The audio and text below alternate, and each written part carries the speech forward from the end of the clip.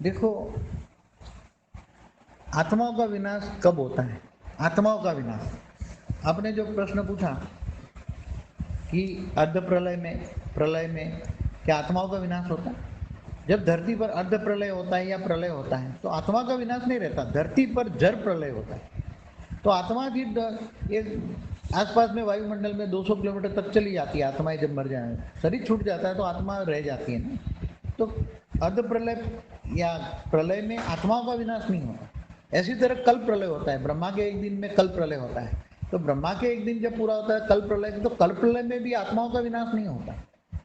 आत्मा का विनाश जब महाकल प्रलय होता है, तब जब शिव सूर्य में प्रवेश करके पूरे ब्रह्मांड को जलाकर भस्म करता है, तब आत्मा भी काल अग्नि में जलकर भस्म हो जाती है।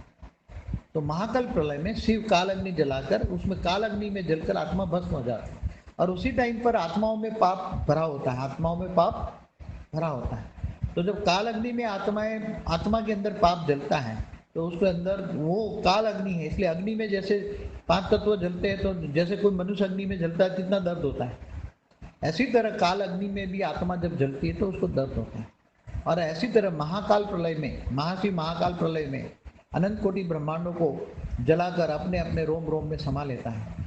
तो जहाँ जब भी काल अग्नि होती है, महाकाल प्रलय हो, कल प्रलय हो, महाकाल प्रलय हो, तो उसमें काल अग्नि जब जलती है तब आत्मा भस्म हो जाती है, तब आत्माओं को दुख दर्द होता है। आत्मा को दुख दर्द होता है जैसे शरीर को होता है, तो क्योंकि वो काल अग्नि है, अग्नि तत्व नहीं है। जैसे अग्नि तत्व शरीर को जलाता है तो दर्द होता है ना, ऐसी तरह जब बेहद का बाप मुक्ति जीवन मुक्ति देता है, तो बेहद का बाप जब मुक्ति देगा आत्माओं को, तो वो परम आकाश तत्वों में सब डाइल्यूट हो जाएगी। एक पल के अंदर, एक सेकंड के अंदर अनंत कोटि आत्माएं, बेहद की आत्माएं एक पल के अंदर सब मुक्त हो जाएगी, एक बंदर।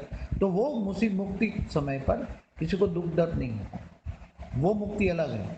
बेहद का बाप जब मुक्त करता है आत्माओं को और जीवन मुक्ति देता है, तो जो जीवन मुक्ति के लायक है उनको जीवन मुक्ति देता है, बाकी को आत्माओं को मुक्ति दे देता है। तो यहाँ जो बेहद का बाप देता है मुक्ति, और जो महाकाल प्रलय में या महाकाल प्रलय में या कल प्रलय में जो जल में जल के भस्म होती है आत्माएं, वो अलग चीज होती है।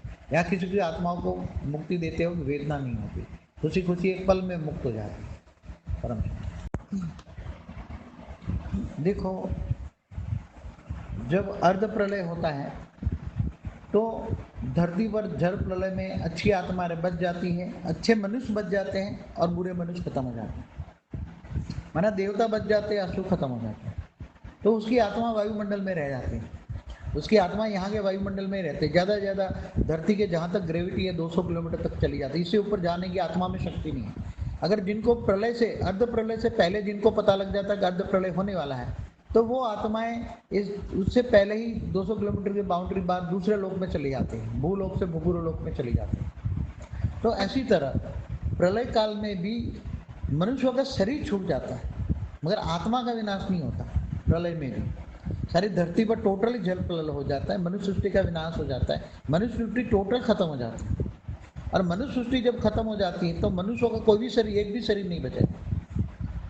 तब वो विष्णु का अवतार होता है ना, वो नैया लेकर आता है और बचा लेता है बीजों के साथ, सब बीजों को बचा लेता है। धरती पर बीजों की जरूरत होती है, बीज बचा लेता है, तो धरती पर यही विष्णु का अवतार होता है। और इसके बाद तो ये 4 युग पूरा होने पर अर्ध प्रलय होता है। 4 युग माना 43,20,000 समय, साल का समय होता है धरती पर, तब अर्ध प्रलय होता है।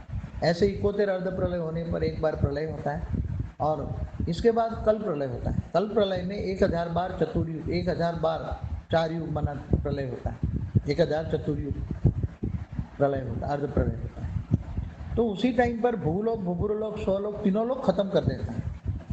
मगर तीनों लोग खत्म करने के बाद जो देवता का लोक भी, देवता का लोक खत्म हो गया है, मगर देवताओं की आत्मा उसी टाइम खत्म नहीं होती, क्योंकि कहीं इसमें डिफरेंस ऑफ ओपिनियन है। इसमें कई शास्त्रों में डिफरेंसेस ओपिनियन है। कई कहते हैं देवताओं की आत्मा भी खत्म हो जाती है, और जो आत्मा शरीर छोड़ के जो महलोक में चले जाते हैं वो बच जाते हैं। मगर वो जो महलोक में चले जाते हैं उसका शरीर 3 तत्वों का है। देवताओं का शरीर तो 3 तत्व, 3 तत्वों में तो जलकर वह कुछ भी, 3 तत्व तो रहते ही हैं।